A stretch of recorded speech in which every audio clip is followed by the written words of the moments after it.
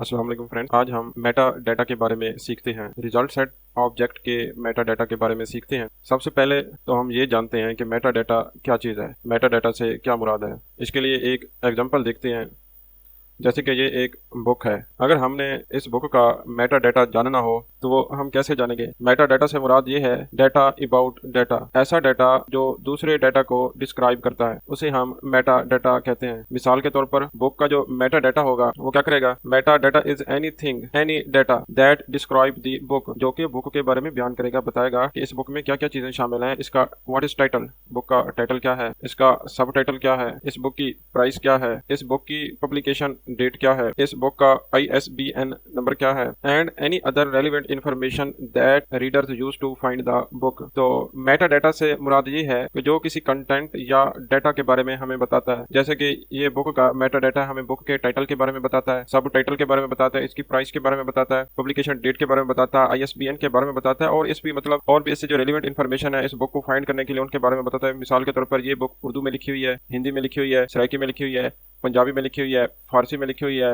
इसके अलावा भी और मतलब काफी सारी इन्फॉर्मेशन मेटा डाटा हमें इसके बारे में देता है। तो आगे देखते हैं कि जो रिजल्ट सेट ऑब्जेक्ट है उसका मेटा डाटा हमें कौन सी इन्फॉर्मेशन देता है।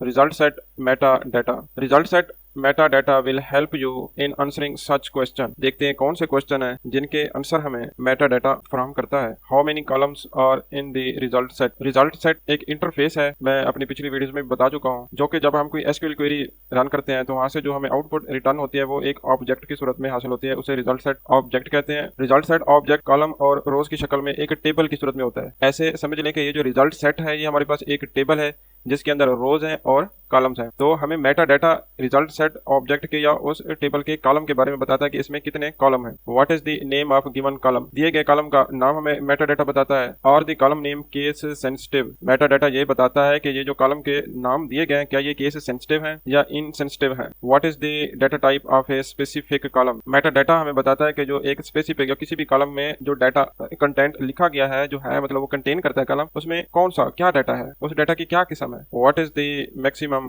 Character size of A column, Meta data हमें बताता है कि एक कॉलम में मैक्सिमम कितने कैरेक्टर आ सकते हैं, मैक्सिमम कॉलम का साइज क्या है। Can you search on A given column, Meta data हमें बताता है क्या इस कॉलम के अंदर जो कंटेंट है उसको हम सर्च कर सकते हैं कि नहीं कर सकते।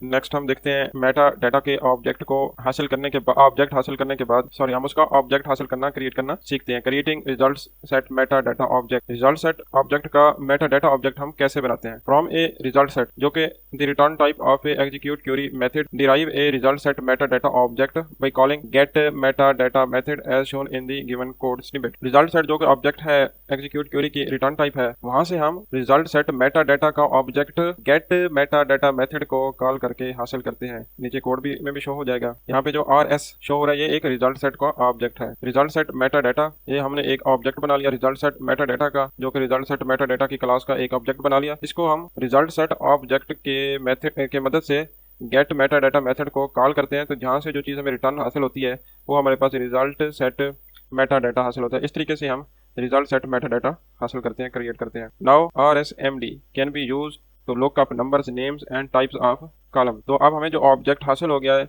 रिजल्ट सेट मेटा डाटा, इसकी मदद से हम कॉलम की टाइप, उसके नेम और कितने कॉलम हैं उनके नंबर के बारे में सीख सकते हैं।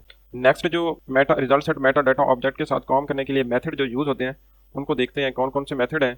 Useful result set meta data methods, पहला मेथड है गेट कॉलम काउंट। ये क्या काम करता है, इसका क्या मकसद है। Returns the number of columns in the result set, ये हमें जो रिजल्ट सेट ऑब्जेक्ट है उसके अंदर कितने कॉलम है उनका नंबर रिटर्न करता है। ये बताता है कि एक रिजल्ट सेट ऑब्जेक्ट में इतने कॉलम हैं। Get column display size int, इसका क्या मकसद है। Returns the maximum width of the specific column in characters. Get column display size, ये मेथड जो है ये हमें एक कॉलम की मैक्सिमम विड्थ कैरेक्टर में बताता है कि इसकी इतनी विड्थ है। नेक्स्ट गेट कॉलम नेम, ये मेथड के नाम से भी तकरीबन शो हो रहा है कि इनका क्या ऑब्जेक्टिव है, क्या मकसद है। ये हमें returns the database name of the column, column का डेटाबेस में जो नेम है ये वो हमें रिटर्न करता है। गेट कॉलम लेबल, इसमें जो हम पैरामीटर पास करेंगे वो इंटीजर टाइप का होगा।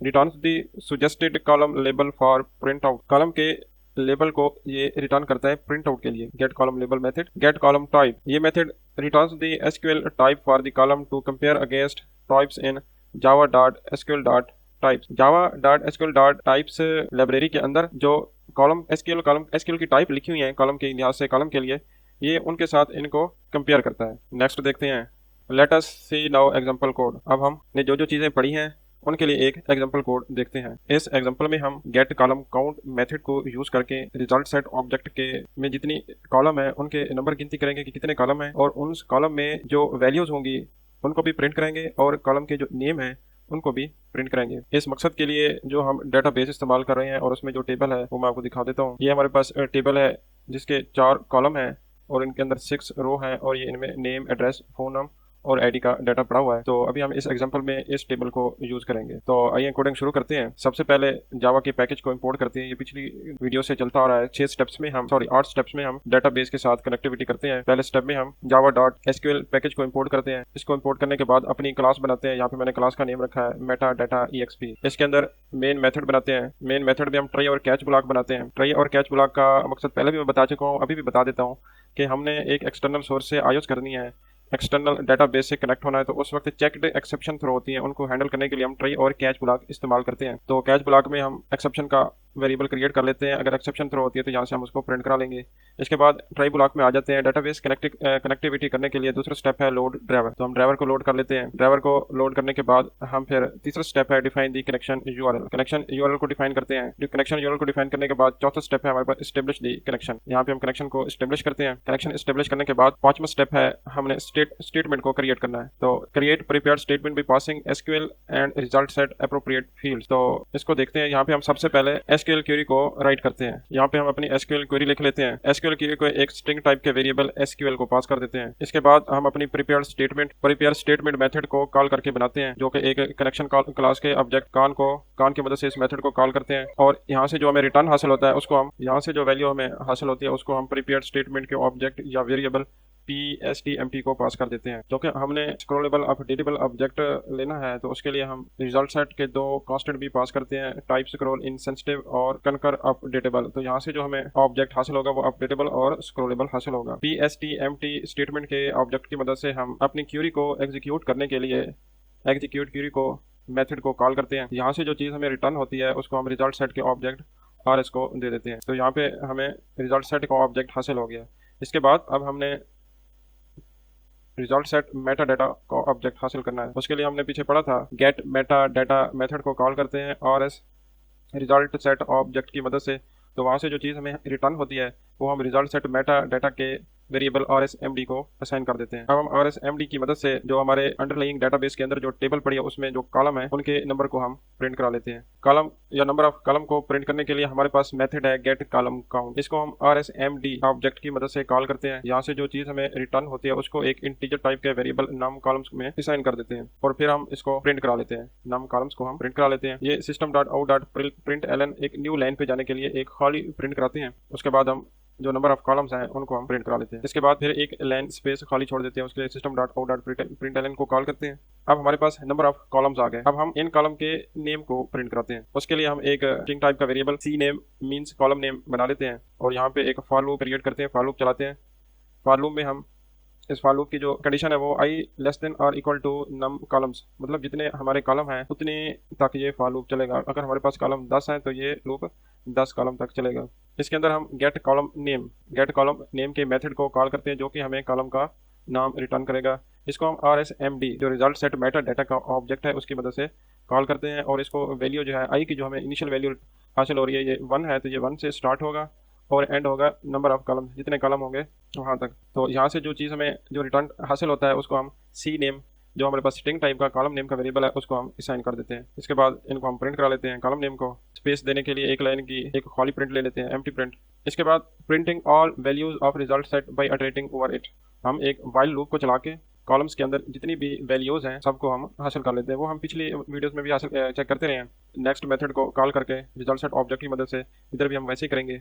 ये मैंने जो हमारे कॉलम है 4 कॉलम थे तो उनके नेम हासिल करने के लिए वेरिएबल बना लिए हैं ID नेम ऐड PH। सबसे पहले ये लाइन जो है अंडरस्कोर वाली इसको मैं प्रिंट करा लेता हूँ। उसके बाद system.out.printf ये एक ऐसा मेथड है जो एक से ज़्यादा वैल्यूज़ को प्रिंट कर देता है एक तरतीब के अंदर। println जो हमारा मेथड है ये सिर्फ एक ऑब्जेक्ट को या एक वेरिएबल को प्रिंट करता है, जबकि printf ये एक पैटर्न एक तरतीब के अंदर हम जो इसको पैटर्न तरतीब देंगे उसमें वैल्यूज़ को प्रिंट करता है। तो अब हम इन जो हमारे पास कॉलम के नेम्स हैं उनको एक तरतीब के अंदर प्रिंट करा लेते हैं। सबसे पहले आईडी आएगी, उसके बाद नेम, एड्रेस, फ़ोन नंबर, और ये जो मॉडुलस 5s मॉडुलस 20s ये स्पेसेस हैं जो इन कॉलम के दरमियान प्रिंट होंगी। इसके बाद एक खाली लाइन प्रिंट करा लेते हैं। यहाँ पे फिर कॉलम के नेम्स के बाद में एक और अंडरलाइन वाली लाइन प्रिंट करा लेता हूँ। इसके बाद हम वाइल लूप को चलाते हैं। जब तक वाइल लूप के अंदर नेक्स्ट मेथड ट्रू रिटर्न करता रहेगा तो ये हमारा वाइल लूप चलता रहेगा।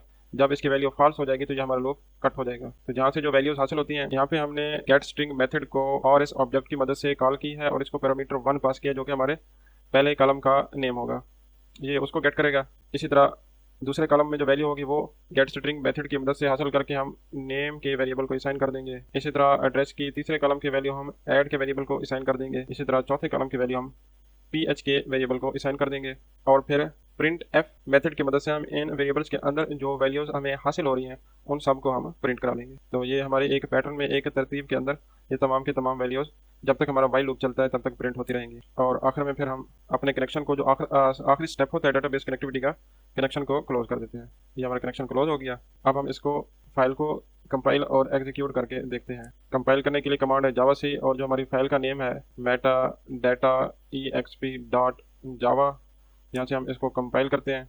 ये हमारी फाइल अभी कंपाइल हो रही है। कंपाइल होने के बाद अब हम इसको एग्जीक्यूट करते हैं। इसके लिए कमांड है जावा और उसके बाद जो कंपाइल करने के बाद क्लास हासिल होती है उसको हम यहाँ पे एग्जीक्यूट करते हैं। तो ये हमारा प्रोग्राम सक्सेसफुली कंपाइल हो गया और एग्जीक्यूट हो गया। नंबर ऑफ कॉलम्स हमें रिटर्न हो गए कि कितने कॉलम हैं। उसके बाद कॉलम के जो नेम्स हैं वो हमें रिटर्न हो गए। ये आप यहाँ पे देख सकते हैं हमारे पास कॉलम का नेम, आईडी, नेम, एड्रेस और फ़ोन नंबर है। और इसके बाद जो कॉलम के अंदर वैल्यूज़ हैं वो भी सारी की सारी यहाँ पे प्रिंट हो गई हैं। आप देख सकते हैं यहाँ पे पहली रो में हमारे पास नासिर, एड्रेस सरगोदा और फ़ोन नंबर 92032556 है। तो इसी तरह ये सारी की सारी वैल्यूज़ हमें हासिल हो गई।